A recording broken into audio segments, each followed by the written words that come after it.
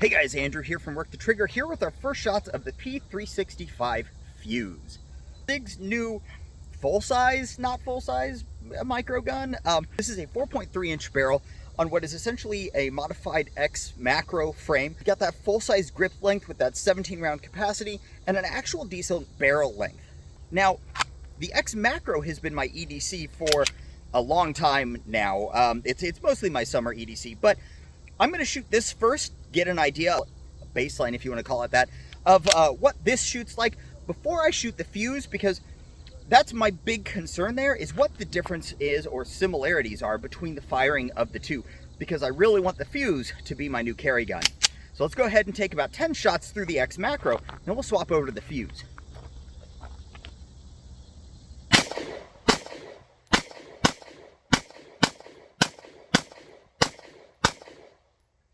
Okay, so now we've got 10 shots through the X macro. Let's go ahead and cue up the Fuse and see how it fires. The X macro is a comped gun, short barrel. I already have our first failure here.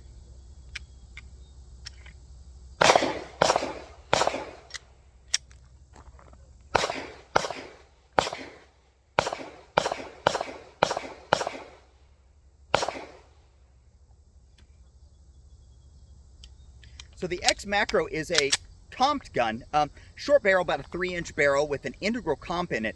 This much longer barrel, bigger slide, should handle that reciprocation a little bit better without the comp. Let's see how they compare. And we got a failure. Not off to a good start there, Sig. And another one. Come on, Sig. What's going on here, guys? There we go. And another failure.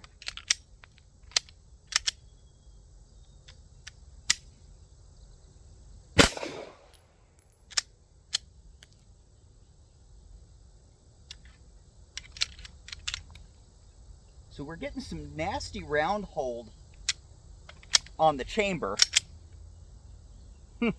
This is just 115 grain Blazer brass, which is super reliable for me typically. But we have lost well over half the rounds now. It just doesn't want to get those rounds up in there. You can see that's what it's doing every single time, is it's just driving that case up into there and it's not feeding.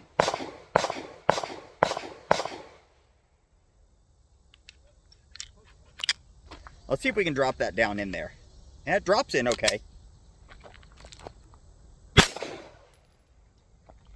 So at this point, I'm a little bit bummed because firing-wise, this thing is firing really nicely. It just won't feed the rounds. There we go. Nice and accurate. And there we got another one, and that's even on the last round. Having problems with feeding. That is a little bit of a shame. You can see here, we do have a little bit of marking on the round there. Most of it's down here in the brass, though. I think it's just the shoulder. I think it's just the shoulder of that round is hitting right up against the side of the barrel on its way in, and it's just not feeding. Let's yank this thing apart really quick. Take a look at that barrel. It's gonna be a little bit warm, not too bad though. Okay.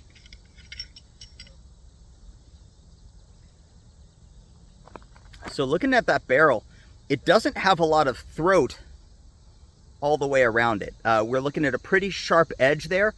Very minimal chamfering.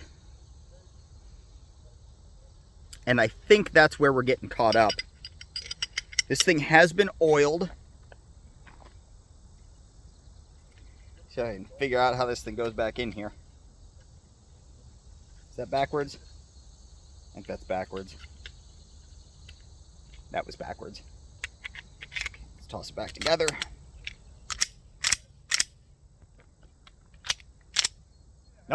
same thing. Let's actually, I'm not going to be able to get this apart and see where it's actually going. So you can see up in there, it is not a happy camper.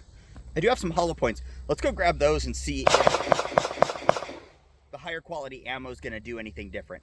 Okay guys, we've got SIG 124 grain V crowns in here. Nope, same thing. That went in eventually. Okay, so the V crowns fed. That's weird. We're gonna have to get a hold of SIG on this because this is not how these things are supposed to be run. They should run a lot more reliably than that. And I don't want to get into it. Typically speaking, if I was buying this used or not a new gun, I would just like clean up the feed ramp a little bit. Being a brand new model, I'm gonna reach out to SIG and we're gonna see what they say. So we'll get back to you. Keep an eye on the channel. Till next time, guys. Remember, do your research, get informed, and get to work.